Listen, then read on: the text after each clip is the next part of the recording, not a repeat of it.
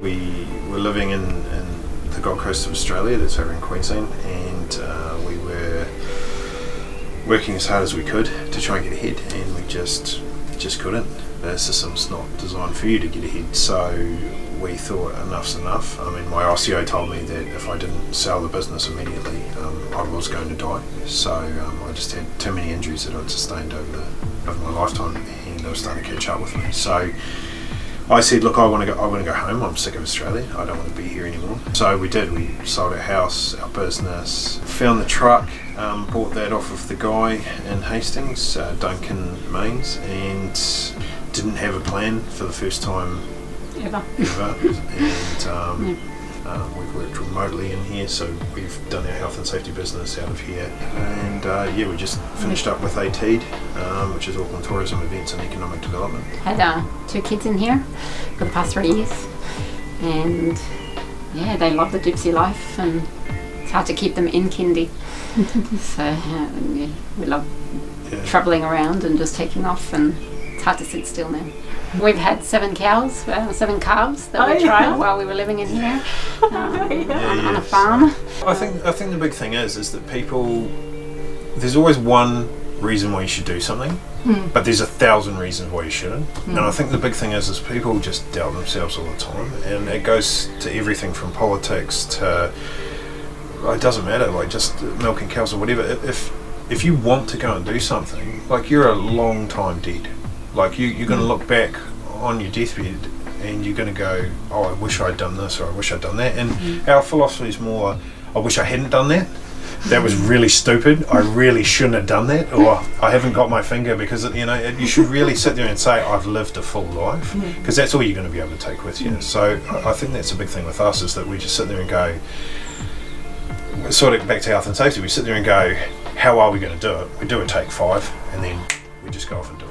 And this really enables us to do that, because what we've done is we've condensed our lives into this. Anything that's sort of superfluous, or anything that's not, we don't need on a daily basis, goes straight into our container, and it lives there. And it's cool, because we go off, we go have an adventure, we go do some crazy thing, whatever, and then we go back to our section, open up our container, and it's like we get to go shopping, because it's all the things that we'd forgotten. Every day's an adventure. You just don't know where you're going to be. It is. Yeah. And you should never be afraid of anything. Like, for example, with redoing the house, everyone's afraid of telling the council what they're doing and stuff like that. Like I said, like, all the stuff I've been doing has permits for things it needs to.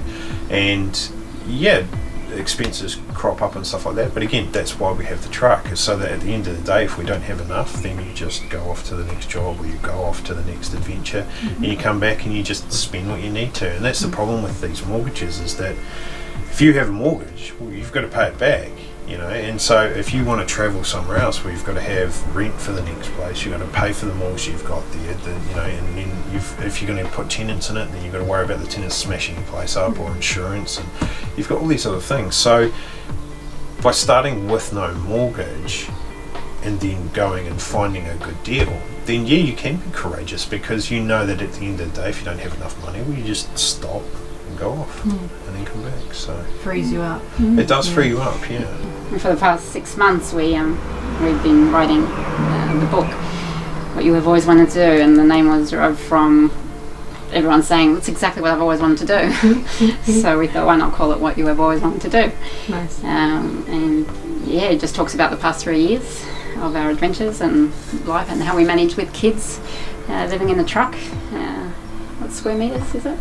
So it's just over 16 square metres.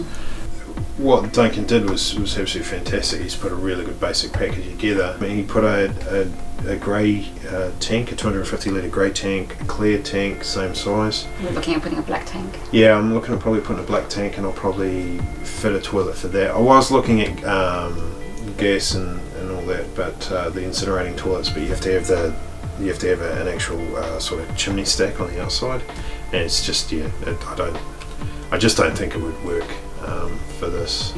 So what's the toilet situation at the moment? So we've got a cassette toilet. 20 litre. It's a 20 litre cassette toilet. But that works perfectly fine. Yeah, and it's worked well for 3 years. Yeah.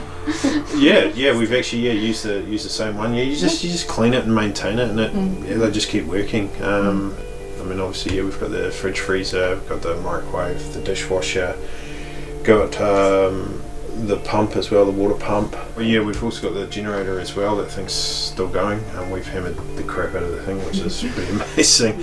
We've flattened batteries, recharged them, and all that sort of stuff. But the Genie keeps going, so that's good. Yeah. Okay. So what we do is we hook back onto mains, because they put us on mains, and then what we do is we recharge the batteries, and then what we do is the inverter runs the fridge, freezer the entire time, and then when it comes to cooking and having showers and all that sort of thing, we just turn the generator on, and then that hooks straight into the 6 kilowatt inverter, and then from there we heat up our water, we do all our cooking, all that sort of stuff, recharge the battery some more.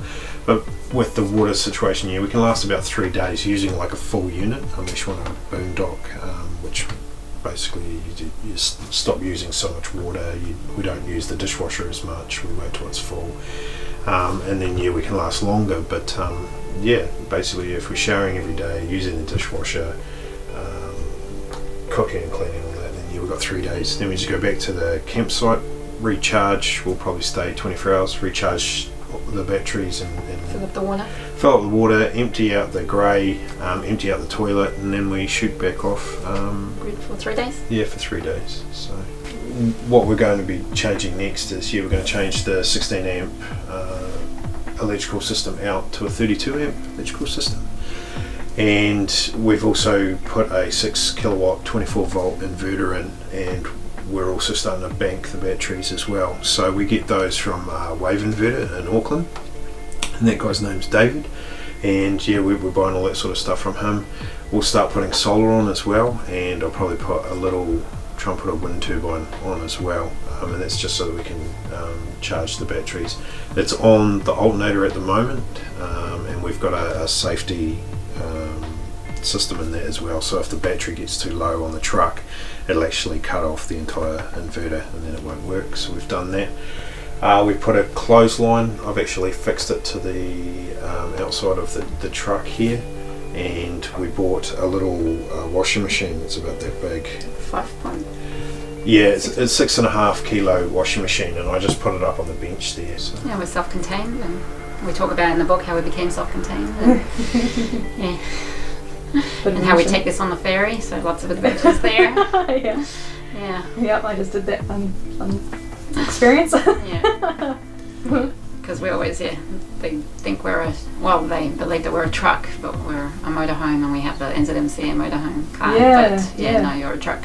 Okay. So there's a bit of different prices or rules or both. Yeah. So they're a bit anxious. So but they think we're trying to cheat the system, so we have to give them the red juice. Or we have to open up and show them, and they're like, oh, okay. Yeah. And then the supervisor. Now you can be like, here's a book. Yeah. And then the supervisor's like, okay, no, that's cool, go back, I'll tell them. And then they're like, no, they're a truck, right? It's like, dude, so I just saw them. I just saw them on the back of the truck. They're a motorhome, they're not. So So because we do close up all the curtains, and so we look like a main freight truck through it. And what motivated you to write a book?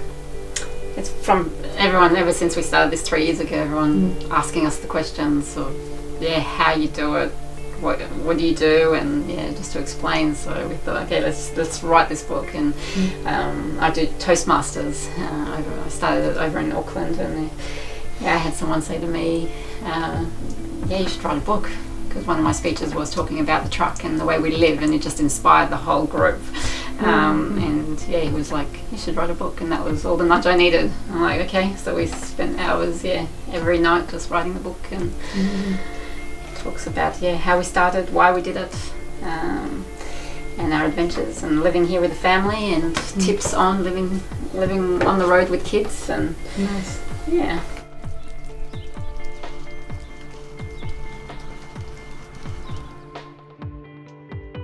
And thank you Alan, Manuel, Pauline, Luther, David, Laurie, William, Rose Caravans, Kevin, Mike, and all my other Patreons. Thank you guys.